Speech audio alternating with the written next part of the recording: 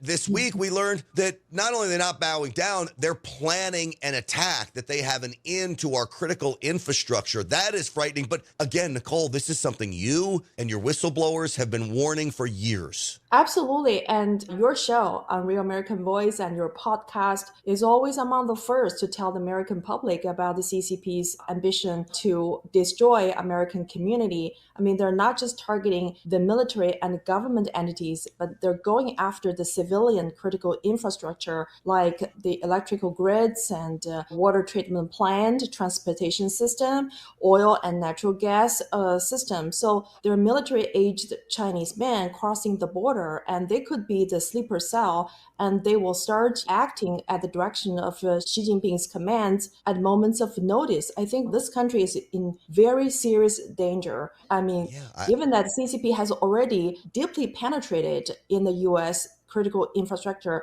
now they come out and they say, we recognize, we're working on it. I think that actually it's making American people even more concerned and worried. My biggest fear about the FBI, they're forgetting about the real threats, Islamic terrorists, and then, of course, China and their hackers. I would include Russia in on the hacking as well. And so we have been reporting for a long time about the backdoor access that we believe China has to critical infrastructure, including our electricity grid. They have found backdoor access, and so we've already proven that to be true. Is there any information you're getting from whistleblowers inside the CCP about an imminent attack, when something like this could happen, or what Xi Jinping's plans are? We do not have the particular timing and how, but we do know that they are well prepared and they have already set up their infrastructure and they have a plan. They're just, waiting for the right moment. And so far, we have not heard anything about the exact timing, but if we do, we'll definitely let you know. But I'm sure the intel community in this country, the CIA and FBI are doing their job because, listen carefully to Christopher Wray's testimony. He said that the CCP's threat is not just on the military or on the government, but in the civilian critical infrastructure. And he said those who are most likely to pose a great threat to the American community is the inspired attacks, like people who are already living in this country who will be inspired by the Hamas or by the CCP to start a terrorist attack in this country. I was mortified by that statement because that's exactly what the CCP has been setting up, the secret police station in Lower Manhattan, and they have planned their spy operatives inside the community and look into the Chinatown in New York and San Francisco and Los Angeles. Look at how they are getting involved into the local politics and fund the Democrats or even sponsoring Republican congressional members to visit China. I mean, these are the real danger. They're like a time bomb that could erupt at moments of notice. Yeah, and I just don't feel like we're prepared to stop them, Nicole. No, we're not. But it's good to listen to those congressional hearings. But a lot of people are focusing on other things, economy, which is true, inflation, they're real challenges. And that's why the CCP are exploiting our weakness. We're being weak economically, financially. So that's why they might start attack when we're weak. Mike Gallagher had very interesting comments about a coming storm. In fact, it sounds a lot about what you're warning about. The storm is here.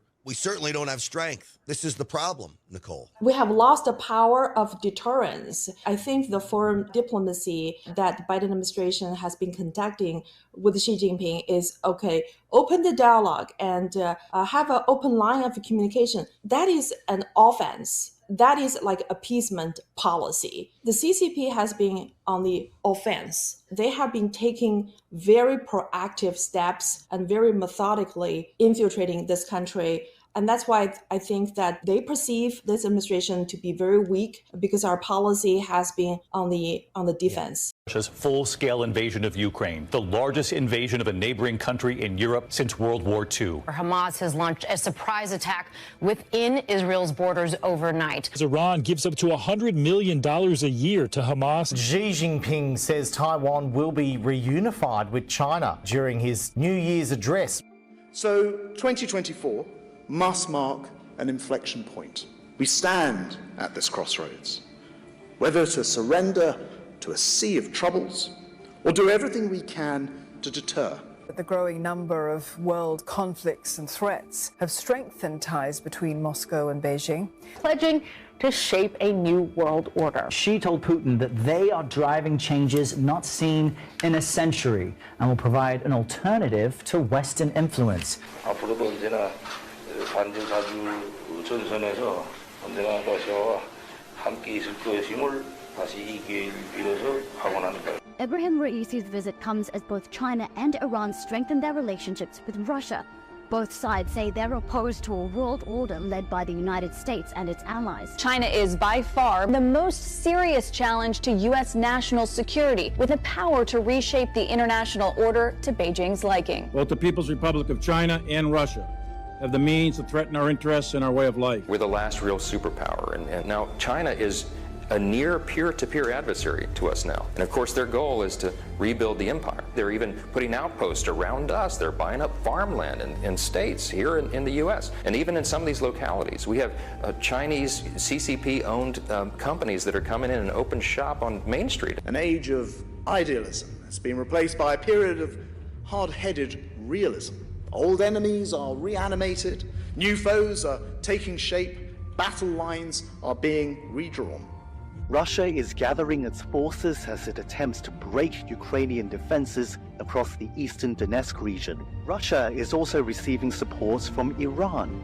Ukrainian officials say Moscow has used hundreds of Iranian drones to hit civilian and military targets. And then there's China. The records show that Chinese state-owned companies provided Russian government-owned defense firms with navigation equipment, jamming technology, and jet fighter pods. Iran has increasingly turned its sights toward China.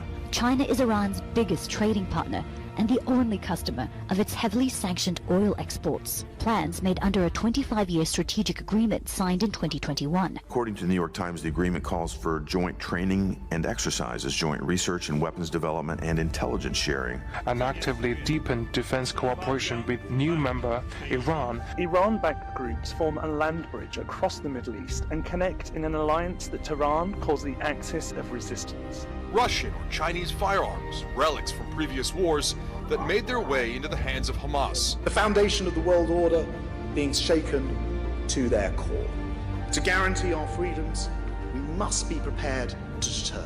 And as we work in concert to meet the authentic problems of our time, we will generate a vision and an energy which will demonstrate anew to the world the superior vitality and the strength of the free society. Tell us, what is the most significant change that you have seen with the CCP? And do you think today that Xi Jinping and the CCP are more likely or less likely to take decisive action to reunify Taiwan? I visited with Xi a number of times when I was both director as well as Secretary of Defense. I remember one conversation where he was being critical that we were rebalancing our force to the Pacific. And I said, look, we're a Pacific power. We have every right to have a presence in the Pacific. What you ought to be interested in is what you can do to work with us to deal with North Korea, to deal with the problems of trade, to deal with the problems of a free sea approach to trafficking and to our Navy. And he said something about, yeah, if we could work together, we could develop peace and prosperity. That was the Xi that I saw, but he's changed. There's no question about it. There's no question in my mind that Xi has been cornered in a number of ways, both in the way he dealt with COVID as well as the way he's dealing with his economy. There is one fundamental focus that Xi has. It's on China. His problem right now is that China is eroding from under him. And I think that makes him more dangerous, not less. I'd concur. Secretary Panetta dealt with a very different Xi Jinping than we dealt with. Over time, he changed, his objective changed. He created more power, I think, gave him more freedom to move, and I think it's much more likely that he will continue his, if not militarily, his political efforts to bring political control to Taiwan.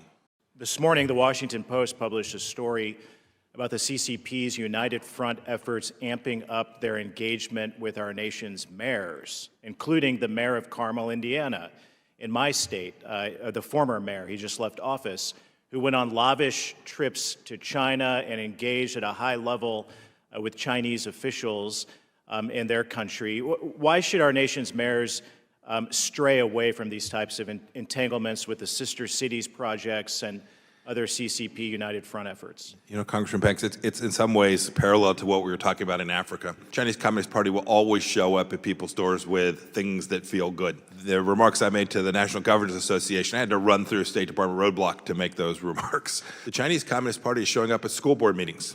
They're showing up at city council meetings and county commission meetings all across America. In your state, Chairman Gallagher, in Wisconsin, they made a hard play for your state legislative body. They are determined to propagate their efforts. They want to make friends so that when they're confronted, they can turn to their friends and say, we're not such bad guys after all. The Chinese Communist Party is truly evil. They will work at every level of government. They will work against our private sector as well. They'll show up at PTA meetings if that's what it takes. When the Chinese Communist Party shows up at your school and offers a free swing set, it is not because they care about the health of your children.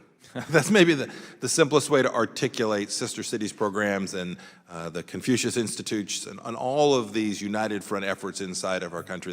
They may show up and give you some temporary lift, but in the end, it is about them, not about us. I just met with DJ Nordquist this morning to talk about, the World Bank and how our financial situation and how China's trying to grow influence there. So they're trying to pull these levers everywhere they're operating. What do you think our next step needs to be? We should never mistake our desire for the global system to work for reliance on these international organizations. My experience as Secretary of State was the UN was a wreck, that the World Bank was largely Chinese influenced. These institutions, these historic, a World Health Organization during the time of COVID, I could go on and on and on. We sometimes in America think international, therefore existing structures and frameworks.